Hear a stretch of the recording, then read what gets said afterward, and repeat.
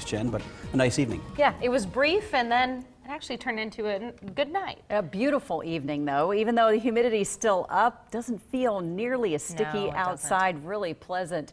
As we take a live look at Viper HD right now, radars are going around and not picking up or detecting anything. So the storms have come to an end tonight. We are in between two cold fronts, one back to the north and one down to the south. This is the storm that came through here today. We had one isolated large complex develop at about 2 o'clock over Blair, and then it really just kind of blew up over the Omaha metro, producing pea-sized hail and wind gusts up to 30 miles an hour. But all of those storms that did form actually stayed below severe weather criteria. And for most of us, dry conditions, especially back to the west and over most of Iowa. So what's in store here for the next 72 hours?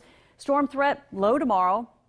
Really not expecting any storm development now that some drier air is moving in. But then there's another system coming our way here for Friday, which will increase the chances late in the evening, overnight into Saturday, and some scattered activity expected throughout the day on Saturday. What about tomorrow? In the early morning hours, dry here in the Omaha metro, really over a large portion of eastern Nebraska and western Iowa. May see just a few isolated showers or thunderstorms developing right along I-80 to the south. So for most of us, it looks like a dry start to the day, less humid conditions, and the threat for severe storms is actually going to be the south of us, even south of Kansas City. That's where the slight risk zone is going to be for the possibility of strong storms, even severe storms developing. 73 degrees right now. It is 84% humidity outside. Dew points are much lower, though, making it more comfortable outside.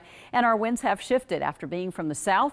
They're now from the north-northwest about 3 miles an hour. Notice our rain gauge. We ended up collecting about close to 3/10 of an inch out at Epley.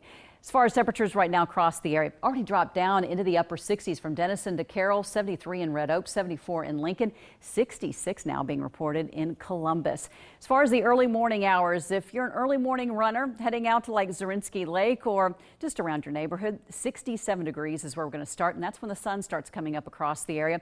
By around 8 to close to about 7, 8 o'clock in the morning, temperatures will start to climb pretty quickly, about a degree or two, with mostly sunny skies to start the day off. Most locations will be in the mid to upper 60s by around 7 a.m. 65 in Carroll, 67 Nebraska City, and Fremont, you'll be about 65 degrees. There's that quick little round of showers and storms from around Lincoln to Beatrice. But for most areas, looking at dry conditions even into the early afternoon hours, about 84 close to lunch hour. And then afternoon highs tomorrow are going to be slightly below the normal for this time of the year. So we're catching a break from that mid-July heat, but it's knocking on our door. And I'll show you that in the 7-day forecast. 65 degrees for tonight, mostly clear skies and a light northwest wind. Tomorrow, those winds will remain from the northwest. Afternoon high of 86, mostly sunny and less humid. And the next 3 days, check out these numbers. Afternoon highs, not too bad Friday, Saturday. Storms late on Friday, overnight into Saturday, scattered activity. Early morning on Sunday, so the weekend's not going to be a washout. But boy, the heat, it builds and intensifies Monday, Tuesday, Wednesday, getting close to 100 degrees. What to wear tomorrow morning? Max, age 4. He's got his shorts and